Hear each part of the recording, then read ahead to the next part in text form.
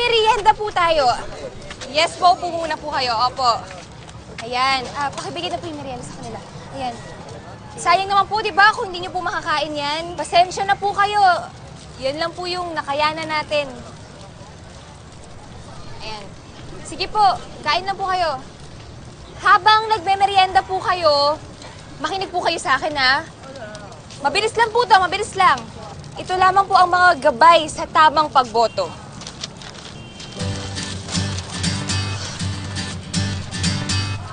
Una, issue. Isipin mabuti kung ano ang problema na kinakaharap ng ating lugar. Na kailangan bigyan ng pansin. Una, kahirapan, katiwalian, kawalan ng trabaho, kalusugan, edukasyon at iba pa.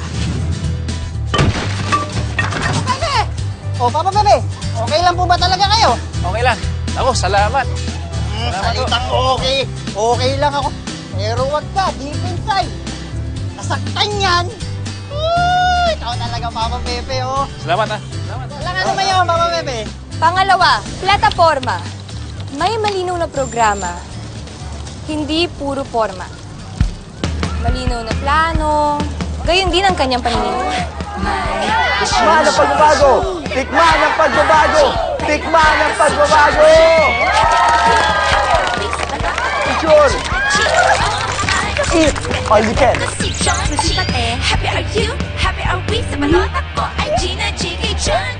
Kandidato, dapat yung may prinsipyo, hindi yung pakitang tao lamang. Mag-background check kayo para alam niyo yung karanasan ng pamumuno niya at yung iba't ibang kapintasan na ipinupukol sa kanya. Ano na? Wala pa rin ang mga media na yan. Kanina pa ako dito, kulas ng aking make-up. At ang singit ko nagpapawis na. Dapat tama. Salain mabuti kung sino yung mga nararapat na iboto na kandidato. Huwag niyong piliin yung mga kandidato na pagkatapos ng eleksyon, tsaka kanya isi-sinzone. Bumoto!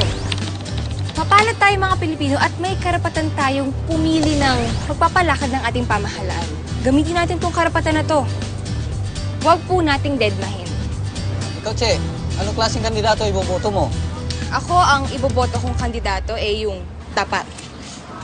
Tapat naman ako sa'yo, ah.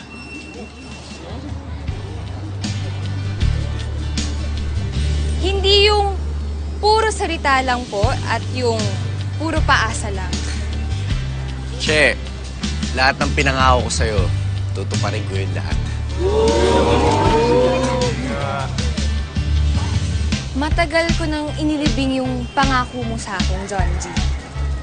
Tsaka, huwag ka magkunyari na espesyal ako sa'yo kahit hindi naman. Niloloko mo na nga yung sarili mo, idadamay mo pa ako. Alam mo, kahit kailan, hindi kita niloko. Tsaka kagaya na sinabi ko, lahat ng pangako ko sa'yo, tutuparin ko yun. Hindi ba pwedeng ibalik na natin lahat sa dati? Tanggapin na lang natin na yung ibang mga bagay, hindi talaga kayang ibalik sa dati. We, di nga.